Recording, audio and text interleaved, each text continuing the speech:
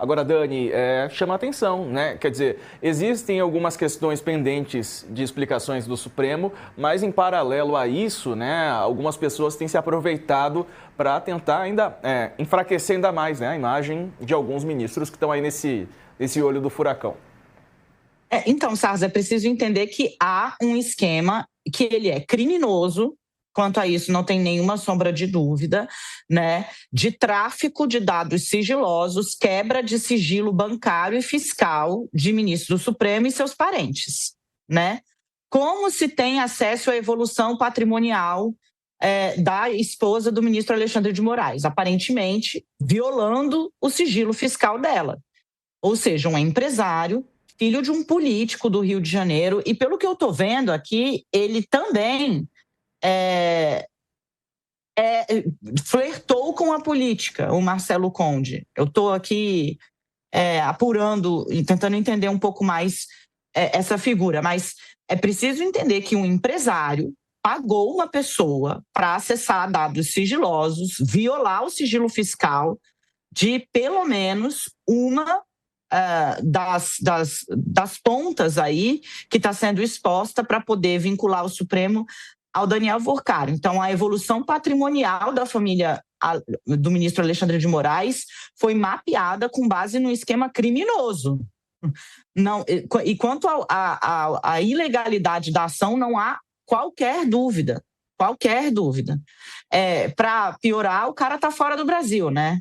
Não sei se volta. Com o mandado de prisão pendente, não sabemos se volta. Isso precisa ficar muito claro, porque, de novo, né? Não se trata de não abordar as coisas, mas se trata de abordar as coisas sob a perspectiva correta.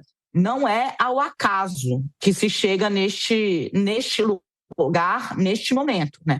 Não foi por meio de investigação da Polícia Federal. Ao contrário, a PF, neste caso, no caso do ministro Alexandre de Moraes, até o momento, não apontou qualquer fragilidade em relação a ele, pessoa física. É diferente do que aconteceu com o ministro Dias Toffoli, inclusive. No caso do ministro Dias Toffoli, a PF pegou o que encontrou, levou até o ministro Luiz Edson Fachin e falou: e aí, ministro, o que a gente faz com isso? E o Fachin disse: nada. Ele disse: nada. Depois daquela reunião em que o Toffoli se afasta do caso Master e o Fachin enterra uma eventual ação sobre a conduta do ministro. Então, assim, é preciso separar as duas coisas e entender em que contexto esse flanco de exposição ou de ataques a integrantes do Supremo está se dando, num contexto de violação criminosa de dados protegidos por sigilo legal e que, inclusive, foi a Receita Federal quem avisou o Supremo. E tem funcionário da Receita envolvido e investigado também. Não 1, não 2, não 3, mas pelo menos 5. E como a gente disse lá atrás, a PF já sabia que tinha gente pagando para obter esses dados, né? Vem aí esse contador que se prestou a violar o sigilo da doutora Viviane Barsi de Moraes. Bom, aonde a investigação vai dar, vamos ter que aguardar. Sobre a questão dela estar dentro do inquérito das fake news, de fato algo que vem suscitando crítica, mas está sendo visto, está entrando no flanco, né? Por que o inquérito das fake news é aberto lá atrás, né? Ele começa como inquérito das milícias digitais, para apurar ataques a integrantes do Supremo por meio das chamadas milícias digitais, né?